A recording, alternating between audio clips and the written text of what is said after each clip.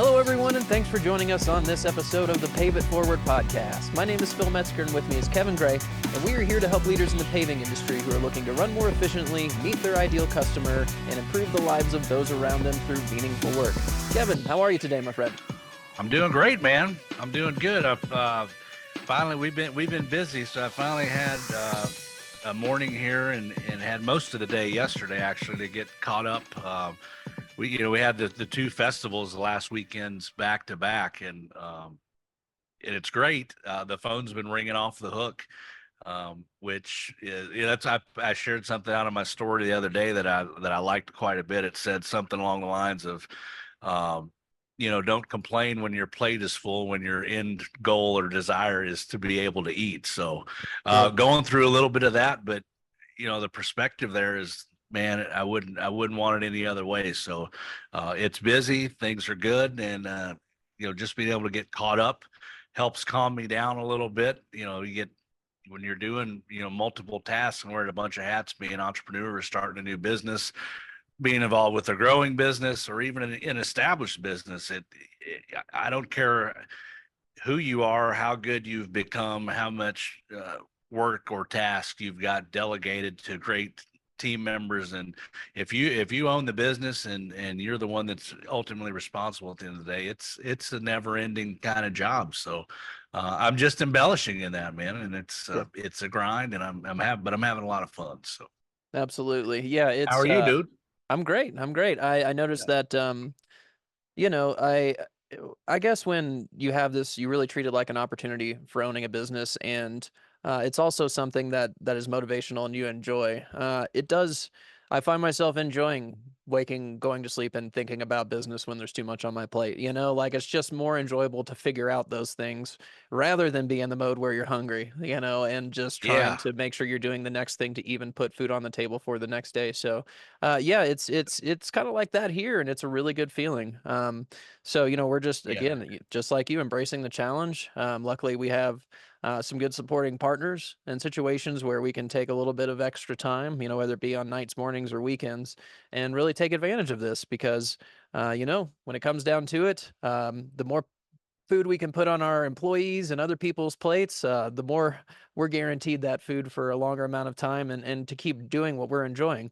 And yes, the hope is to pass, some of these responsibilities off to someone else, but it really does take this kind of effort, seemingly, to kind of get everything started. Yeah, 100%, man. Go ahead.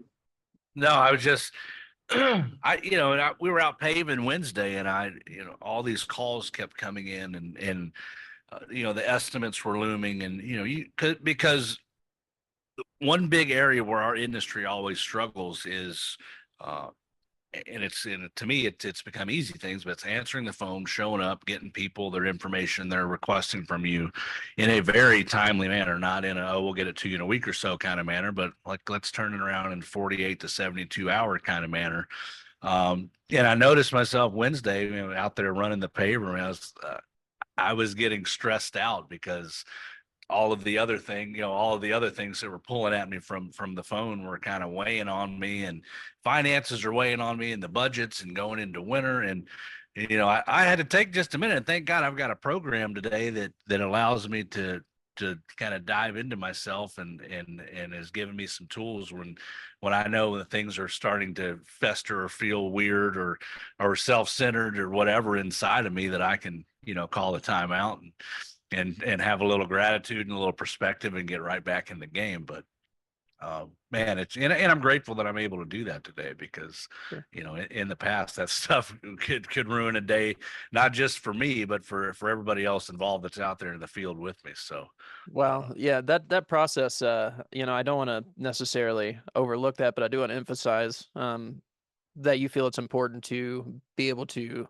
You've mentioned it in several other episodes. I think it was being a good asphalt paving foreman. In that episode, you talked about yeah. the need to actually step back every once in a while.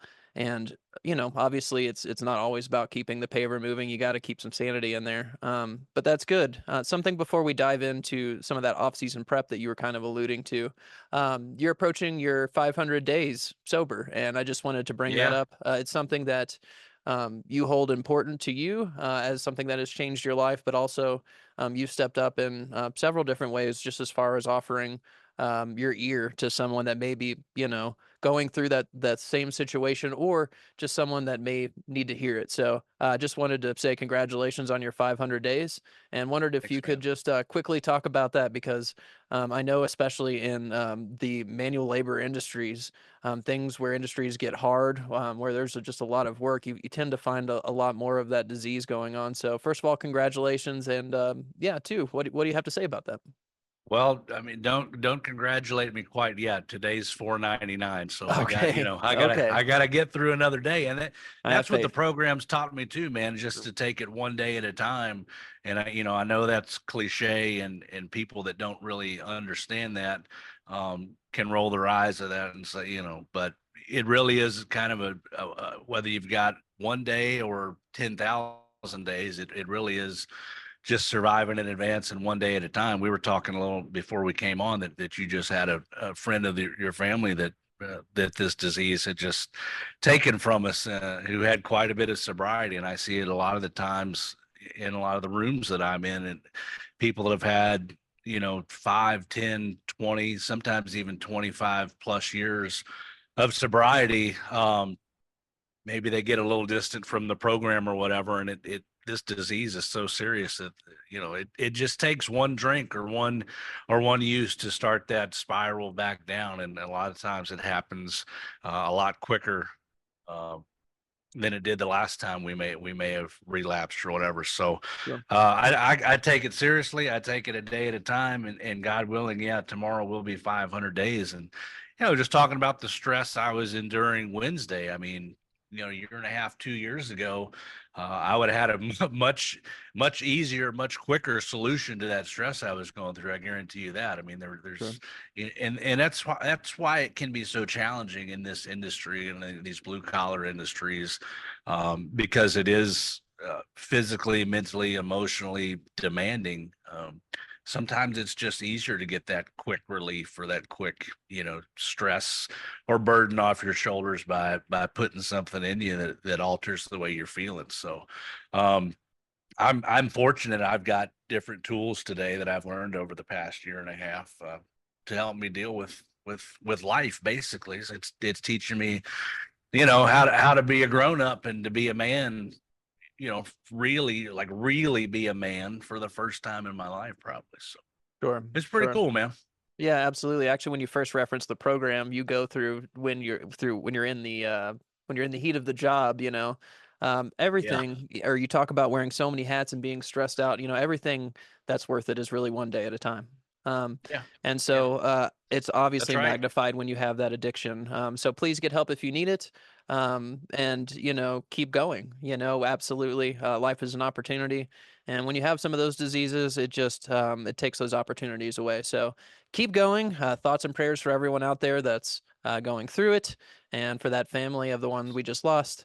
But I did want to get that in there. And once again, congratulations tomorrow, one day at a time. Yeah, I Um, appreciate it. And, but and yeah, dude, and that's a big piece. You talk about, you mentioned just, stress and anxiety, worry, and a lot of, and I think it's important to bring up, a lot of the the root or foundation of that one day at a time is being present into learning to handle what I know that I can handle today, not worry about what happened yesterday or in the past, and not start future tripping and dwelling too much on what's coming at me down the future. I'm not saying not to plan, prepare. We're going to talk about some of that today, but all you're given is today, and all you can really have some sort of control, and you're really not even control that. It's all the external factors that basically you just have to be responsive to. So, just staying in the moment, staying in the day, and living to fight another day. That's how it's working for me, at that's least. yeah, that's the goal.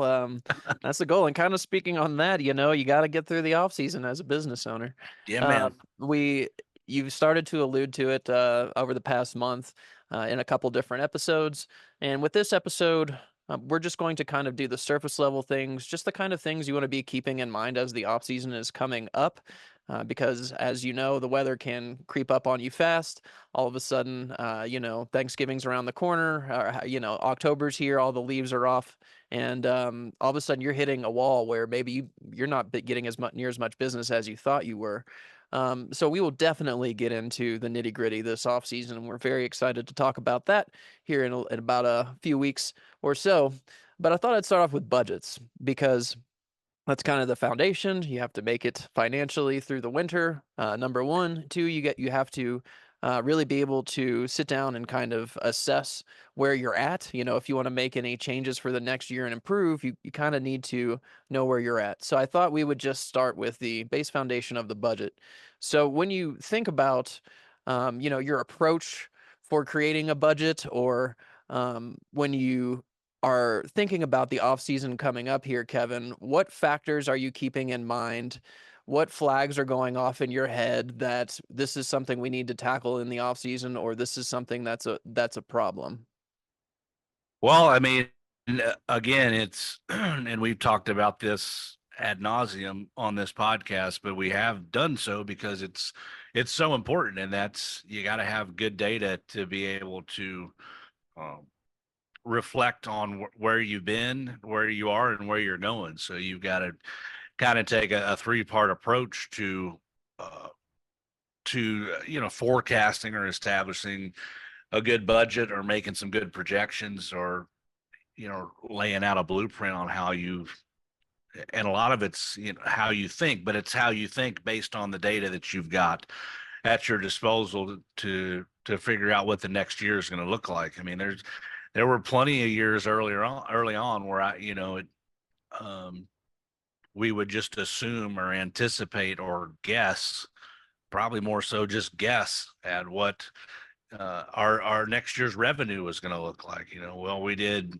1.5 million this year. We should be able to do 2.5 million next year, but I didn't really have any good information or data to base that on. I didn't understand market strategy, market demographics. What business was in the pipeline already going into the next year that we could potentially close on, what new opportunities might arise, what new opportunities or relationships we were in the midst of developing or creating that could potentially turn into revenue. But and there were plenty of years, even when we did start having good data, that I would set the bar too low. I would say we're going to go from 2.5 million to 3 million. Well, why can't we start exploring why that we can't maybe double that number? Why can't we go from 2.5 to 4 or 5? And what's that look like?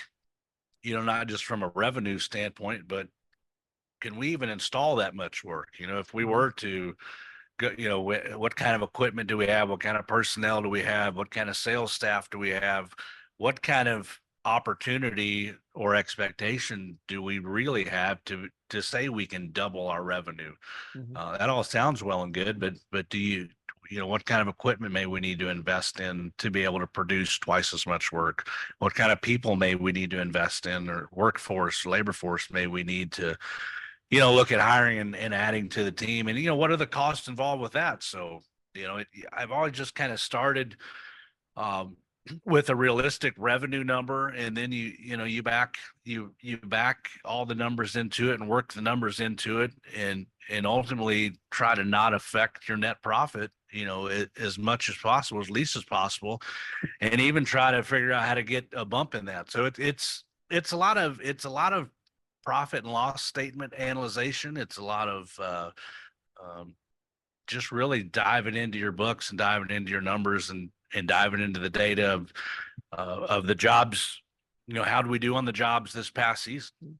Are there any types of jobs that we don't maybe necessarily want to entertain next year? Is there a certain type of job that we do really well at and make a good margin on and perform well and have a good standard, deliver on good quality? Maybe we need to figure out how to market and do more of those. So it's a lot of strategy based instead of for a lot of years, like I said, I just kind of guessed at it and was just always pushing the throttle down, saying, "Hey, let's boost sales, no kind of no matter what that looks like," Yeah, and that doesn't always work.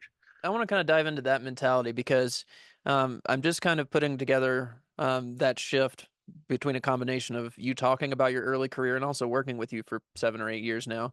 Yeah. But at first, you kind of seem to be talking about the off-season goal was to just raise the revenue bar and then figure out how to get more sales. Can you kind of talk about, and you made it sound like it was a little bit of a struggle to get off that. Can you kind of talk about the transfer from going to just flat revenue and the struggles and the improvements to get to a point where you're looking at um, data and you're breaking down where you can uh, save money, not just add jobs. You can look at doing some of those things because obviously you sit down, you talked about sitting down and just making the goal way too crazy for year number one of you ever being in business. So I was just wondering if Yeah. you could kind of talk about either some lessons or just some mentalities to stay on that.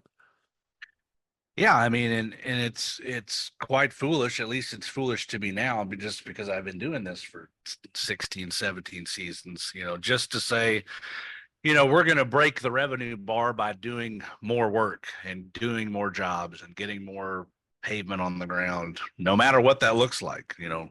And I know now because we have good data, I know exactly how much work we bid in 2024. I know exactly what our closing ratio on that is, how much of that work have we actually sold and have performed and are going to perform.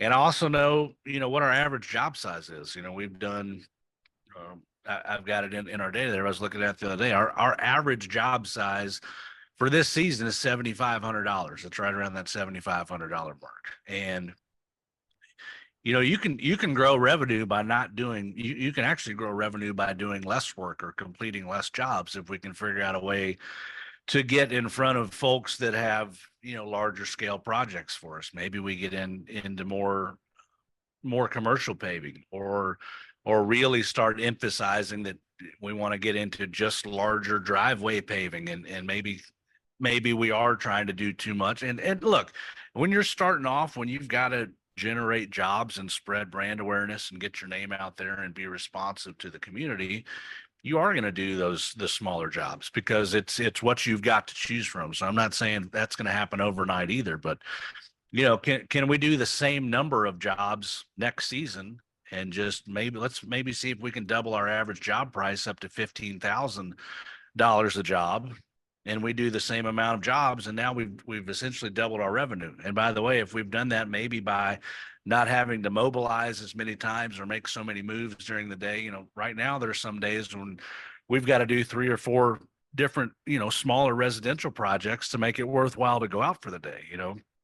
What if we can just go mobilize once, maybe twice a day and boost, the size of those jobs and use our manpower and our logistics and our equipment a little more efficiently and really not do much more work, but really gain a boost in that top line, which ultimately is going to trickle down to the bottom line. And there's some ways you can go about doing that by just being creative and finding other work or better jobs that you really don't have to reinvest or invest, too much more into additional equipment and or manpower, Sure. maybe a little more trucking to help get a little more material to and from the job site. But some of those things you can do without a heavy, investment or reinvestment into the business. So but that's why data is king, because if I don't have that information going into this off season, then you and I and the business as a whole have no way of trying to strategically plan for 2025 at all. It all becomes a crapshoot, and let's try this and let's try to do more of that, and maybe this will work, or maybe it becomes a bunch of maybes and Sure. let's see and dice rolling. So Yeah. And that's fine for the first year. You got to figure out where people are from a you market got to. strategy. You got to figure out who's where. Obviously, you can obviously research your cities, your zip codes and everything and see, what the average, consumer price might be if there's a ton of commercial properties. You can definitely, instead of just kind of spray and pray, you can start to focus in a little bit more. But You mentioned the mobilization. That was a big thing that I remember you all taking on with the previous company, as far as trying to make everything, at least in the same area. Maybe not reducing the number of jobs, but really trying to get that gas price and just the cost, wasted time of everything. And it got me thinking, through your data journey, were there any things through your off-season work that you really found like, wow, we are wasting money on this a ton. We are just, we need to just absolutely get rid of this. Were there any lessons that kind of stuck out once you gathered a certain piece of data? Yeah, I mean, absolutely. And a lot of it came down to meticulously reviewing, and I'm being literal when I say this, every single job that we would do in a season. Mm. And, we would look, we would collect the data electronically, but we would also have, hard copies of how every single job, what the sales price was, how many man hours it took, how many trucking hours it took, ultimately trying to, not trying to, but ultimately getting to that gross profit margin. And we would just start pulling out, ones that were below, let's just call it 40%. If it was below a 40% gross profit margin, I want to see every single one of them. And I want to, and then I'm looking for trends. Then I'm looking for, what's the data tell me? Is there certain, are there certain areas of town that are called, you just you almost kind of play detective and say, all right, these jobs did great. These kinds of jobs in these kinds of areas at this kind of sales price and this kind of scope of work did really well. These sucked. Yeah. And you say, let's figure out how to do more of these, and let's try to figure out how to do less of these. I've got a good friend of mine, um, up in Canada, that's got a, a rapidly growing business, in his service area is it's a lot of the entire country of Canada. I mean, he's got crews all over the country, and I went up there, I don't know, about a year and a half ago, last June, I believe, and just really started getting into his data with him and his service, and they're also offering 6, 7, 8 different kind of service lines, full service paving, pavement maintenance.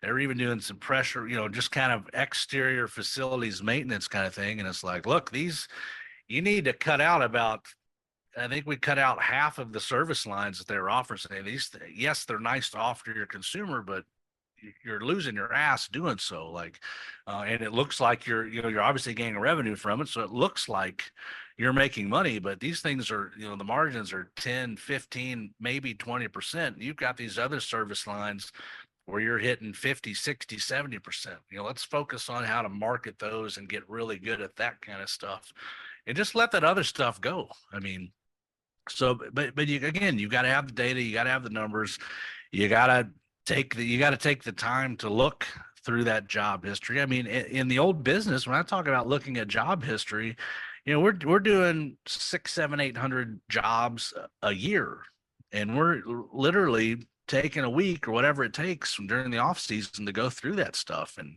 and find the kinks, find the holes, find the bad jobs, find the great jobs, and then have a strategy for the next season. And by the way, we didn't always get it exactly right, but I'd say more so than not, we had a better shot the next year and had a much better plan going into that, planned, prepared, and ready to go, than we were the year before. And it just gets better every year. It's kind of like fine tuning an amazing automobile or something. It's like, Sure. you tune it, you take it out for a drive and say, man, that felt really good, but something still isn't quite right. And you bring it back to the garage and you mess with it some more. And you gather data and you gather history and information each and every time you take it out, and you start whittling down to what exactly needs to be fine tuned to make this thing, purr like a kitten. So we're always massaging it. We're always working the numbers. We're always trying to find different angles, that just make us operate better. And it's not all just for financial gain and for gross profit and ultimately net profits, so we can make more money or reinvest back into the company or acquire more assets, newer equipment, technology. we got to line up with the things we're really good at so we can serve our consumers in the best fashion possible. Sure. If we're out doing things that we're not great at, that look and feel hard for us because they take us so long, because we're not equipped to do them, or we don't have the right skilled manpower to do them, or they're in a bad, a bad part of town that's logistically difficult for us to get in and out of, and it just becomes messy for everybody. And there are companies that can service those scopes of work in those areas of town and meet those logistical challenges much better than we can. So, if there's a need for it, there's someone that can do it. And that's where I missed for a long time. Like, I thought I had to be the superhero to every person that called the phone and Mm. wanted a quote, want an estimate. Yeah, we can take care of you. Yeah, we can do that. Sure, we can. You need us to drive 2 hours to fill a pothole? I'm your guy. It's like, Yep. no, that doesn't make any sense. So it's Yeah. just figuring out what your lane is and getting really good at it.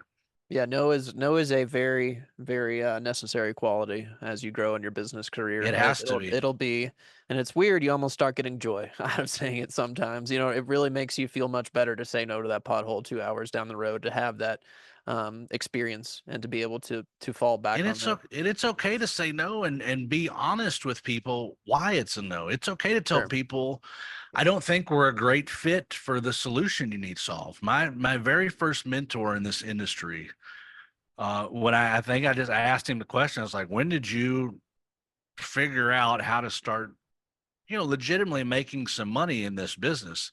And he said, when I learned and became brave enough and honest enough and truthful enough to be able to start telling people no. Hmm. When he said, when I figured that out and I figured logistics out and what logistics really meant and looked like, it's like the rest became pretty damn easy. Yeah.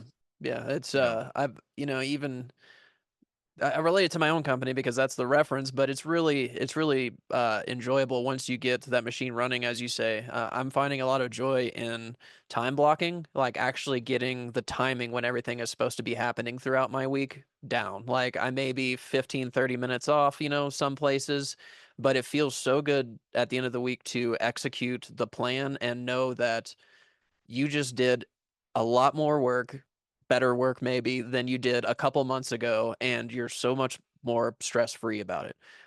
You know that the system's working, and it feels good. But I wanted to kind of break down what you've kind of said so far as taking the goals and then digesting them.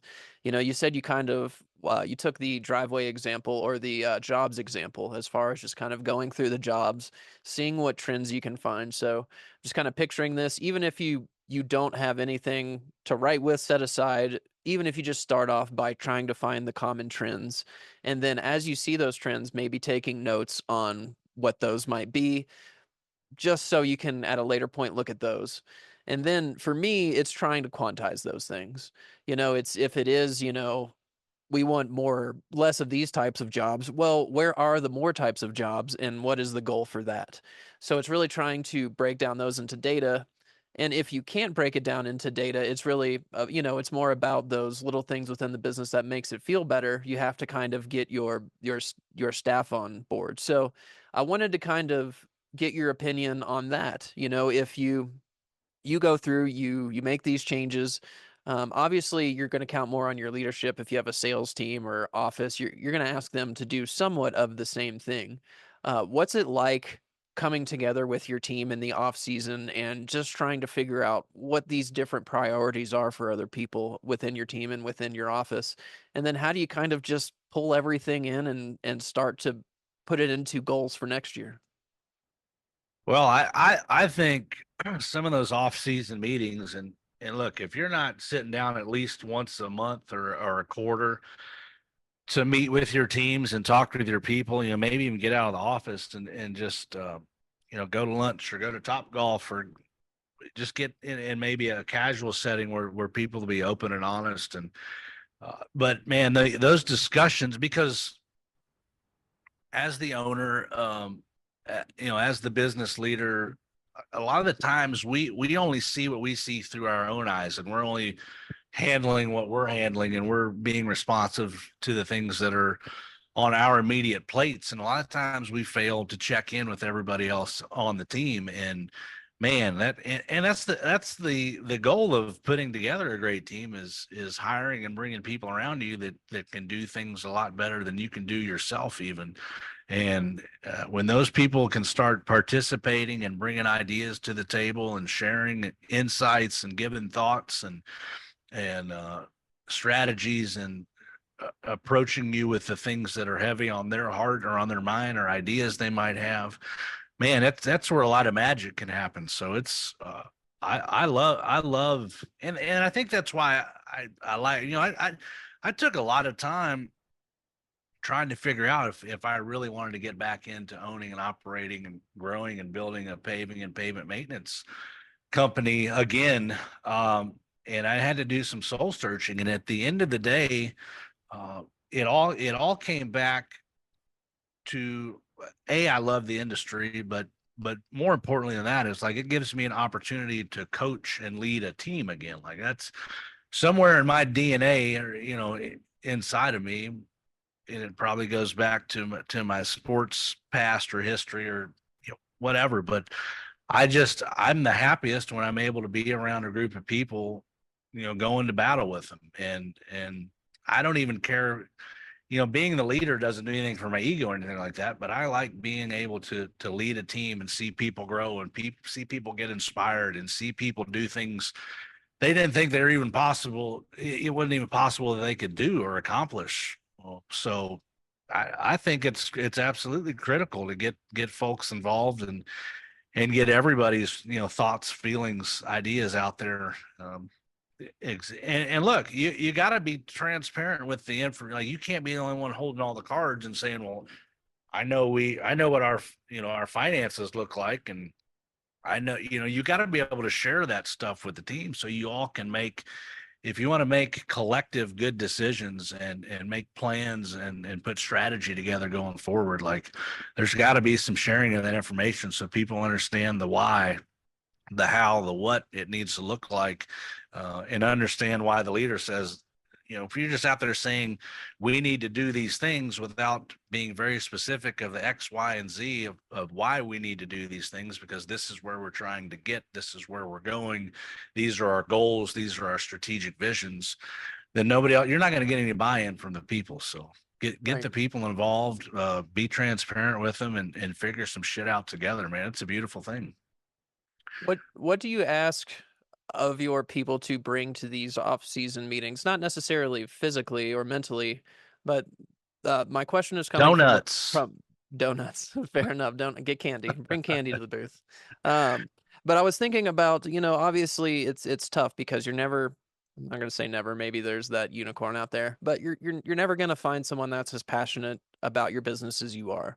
But then again, you need people that are just going to come and sit at the meeting and not participate and bring anything. So like what do you anticipate of your, we'll say, kind of maybe even separate it into your leadership versus your manual labor type staff in the off season? What do you expect, when you say we're going to have this meeting at this casual restaurant in 2 weeks? What are you asking of them? I'm just asking them to bring some honest feed, bring the truth. Hmm.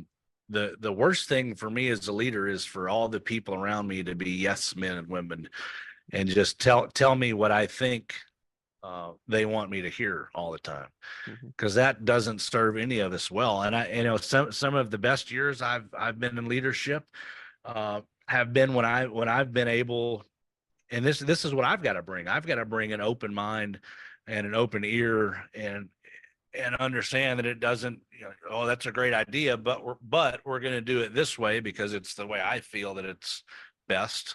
So I've got to be open and approachable, because I tell you what, the people will stop bringing you anything if they're continually getting shut down and shut down and shut down, or their ideas are getting discarded, or they start feeling like nothing they're bringing is important. Like nothing will get you leading meetings. You got a room of people and nobody else talking at those meetings quicker than you just continually saying that's a good idea, Johnny, but, or, well, thanks for bringing that.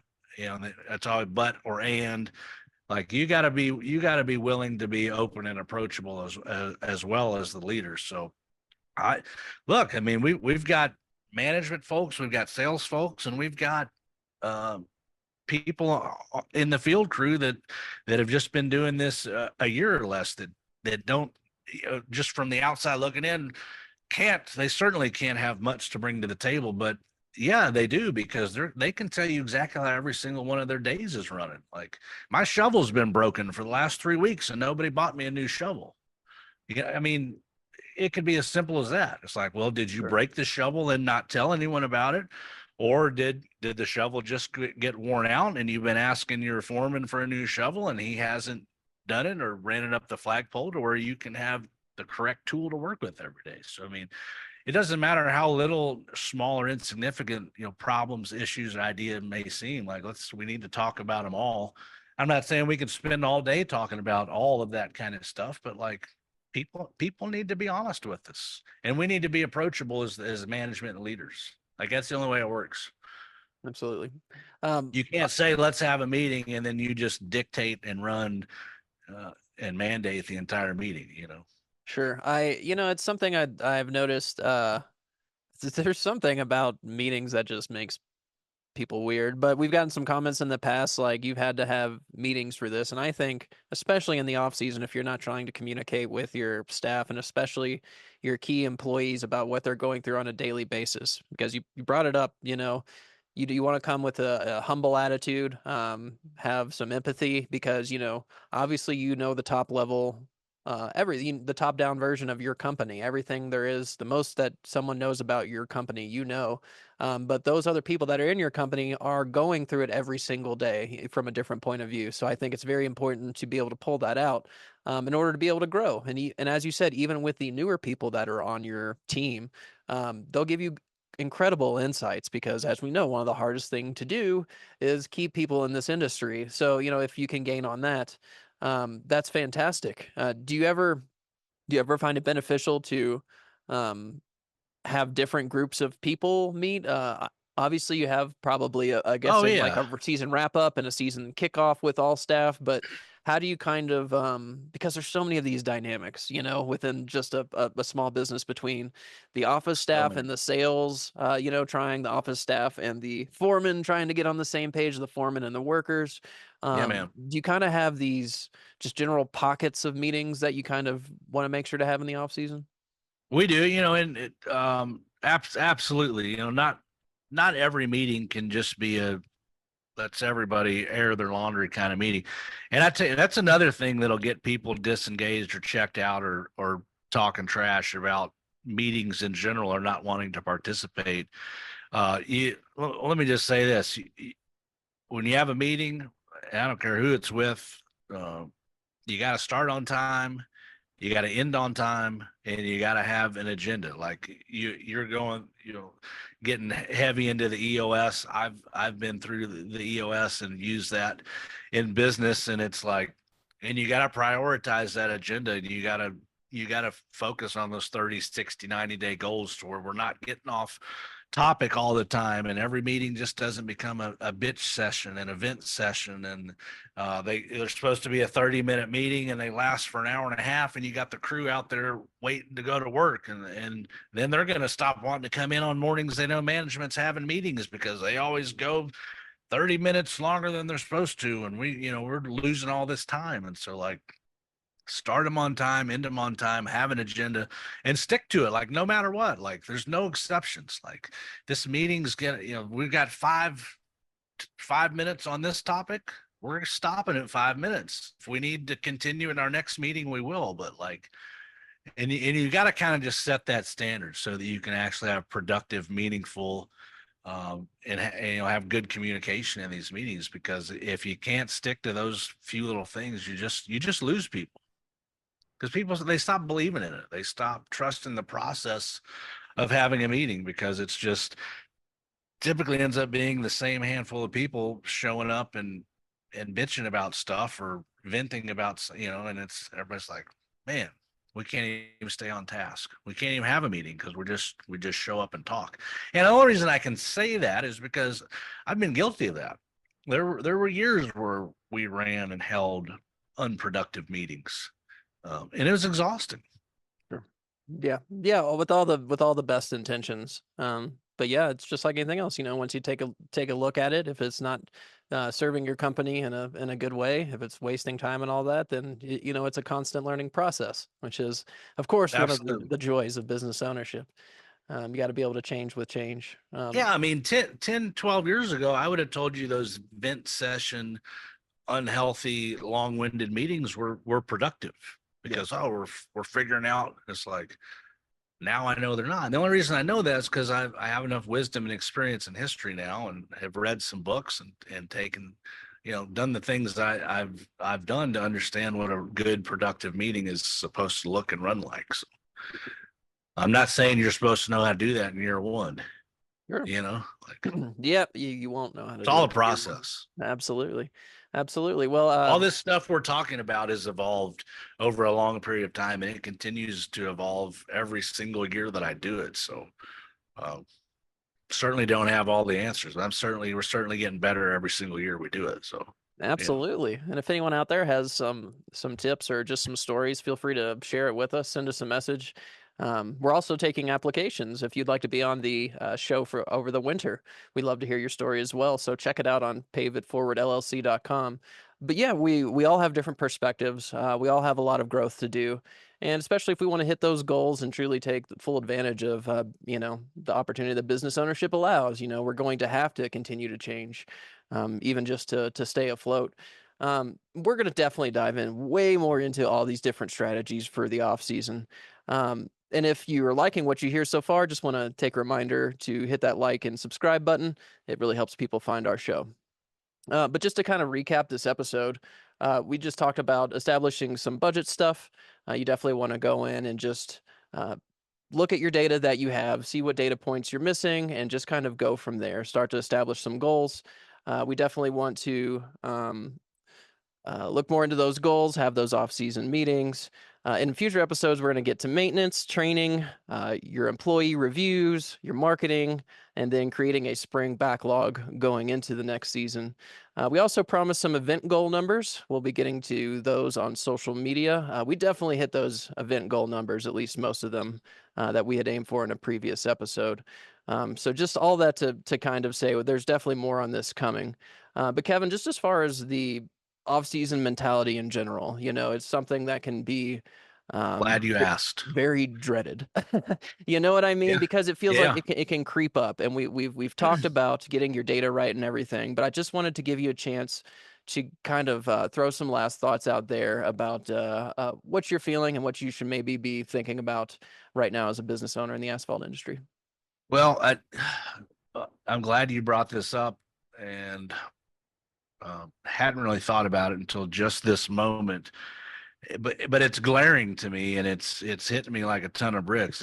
I mean, I don't know. This is my 16th or 17th off season, if you will, and I think there's so many of us in this industry that, especially, where it is seasonal, and that's most of it. Unless you're down in Florida, Texas, Southern California, um, maybe parts of those very extreme southern states. Like, this is truly a seasonal business for a large part of this industry. And I can tell you this: there have been off seasons where I've totally pumped the brakes and taken, not just some time off. I've taken almost the whole winter off, and rarely, going into the office, rarely running sales calls, rarely looking at my budgets, rarely doing any kind of planning, waiting to do equipment maintenance and stuff like that until 2 minutes before, or 2 minutes. Sometimes it felt like 2 minutes, 2 weeks before the plants were going to open. And my God, it was so stressful to operate that way because, yeah, and I'm not saying don't take a break, because what we do is hard. It's challenging. Like I said earlier, it's mentally, physically, emotionally exhausting. I'm not saying don't take some downtime. And what I've typically gotten in the habit of doing, this is what works for me, is taking a 2 week period around Christmas and New Year's, where we'll just totally kind of shut down. But other than that, like, we are into planning mode. We are into preparation mode. We are into the budgets and into the maintenance and into training and education and into hiring and into selling. Like, There's nothing worse than start coming out of the gate in March and having zero backlog of work to do. Like I want to go into March and have 30, 45 days worth of work lined up. Does it always happen that way? No, it doesn't. But man, it feels a lot better than having no days of work lined up.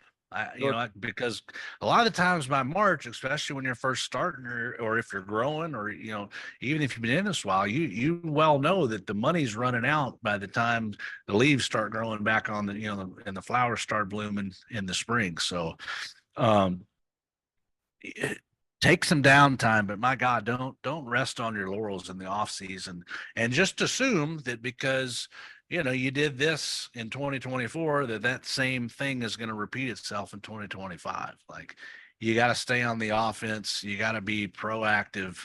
Uh, and even when you don't want to be proactive, I mean, instill some discipline into your days and into your routine over the off season when you're not in full production mode. You just got to have some discipline so you're not just so far behind the eight ball when spring does roll around and it's time to go. So Yeah, yeah, absolutely. It's nice. It's nice to enjoy those slower days and be able to breathe without for back to back sure. to back to back, but don't stop moving. Yeah, that's it. It's going into the next season. You talk about that backlog and everything. It's you can almost at the first of the year or maybe the first of February, you can really start to look forward to it and be like, this is the new year, and just really start to get excited about the possibilities that are out there. Try the new things. Start to implement in practice those new things that you've been planning on the off season. Start getting out in those areas of town, those types of ideal customers, meeting those people, seeing where they are, and getting those just better jobs, better everything for your company going. So, yeah, hopefully, when it comes time for the first of the season, you're ready to roll and sufficiently excited as well. Yeah, man. I mean, and look, just starting over again here in business. I know what kind of I'm at least getting a better grasp of what kind of revenue goals that I would like to see next year, and part of that is like, all right, if we're gonna do, we did this much in 2024, I'm gonna set a goal like I want to have half of that amount of work that we did in all of 2024 sold before we start 2025. Yeah, Like, so we want to get where we're, and again, like and this is a big one too. Like, and I said earlier, so many years, I set such small marginal, oh, we're going to grow by 10%. You can grow by 10% by not even trying. Like set some real goals, like set some 50% growth goals, set some 100% growth goals. And the worst thing that's going to happen is you might fall a little short of it, but you're still gonna crush that little bitty goal that you sat out and were complacent with. So I've been guilty of that too. And if you set a 10% growth goal, you're going to get a 10% growth goal. If you set a 50% growth goal and you land at 30 or 40, you've smashed your 10% growth goal. sure, sure. Well, everybody, I got to get to work. We got to load the schedule up for next spring. Let's load it up. Let's do it. Yeah, Kev, I appreciate the conversation. I feel like that was a really good one. And if you, the listener, got any value out of this, once again, please press that like and subscribe button. As Pretty for please. pretty please. As for today, Kev, anything else for the people? Uh, no, man. Awesome. Well, Just finish strong. It's the playoffs, and I just read a good article. Bill and Matt Stanley just put out in the Asphalt Pro. They've kind of donned that playoffs mentality and trademark or whatever, if you will, in this industry. But it's that time of year. That's a great article. If you haven't checked it out in the Asphalt Pro from those guys at American Pavement, it's a great read, and it just kind of talks about the mentality we all need to be in for the next 60, 90 days. Hopefully it's 90, but it could be 60. So I yeah, mean, so you got to take every day seriously. Not that you don't take every day seriously up to this point, but it's time to lock in. It's time to be selective on what jobs you're doing. It's time to be selective a little bit about what customers you want to service them all, but you know You got to take care of the ones that are either screaming the loudest or mean the most to your business, or you've got the best relationships with. I mean, it comes down this time of year where you got to make some decisions like that, and what's going to help you and your company and your family and your team and your employees all get through this upcoming winter in the best, shape possible.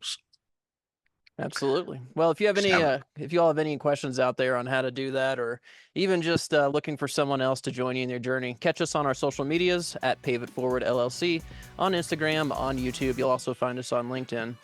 Kevin, I really appreciate your time today, and to everyone else, we will catch you on the next episode.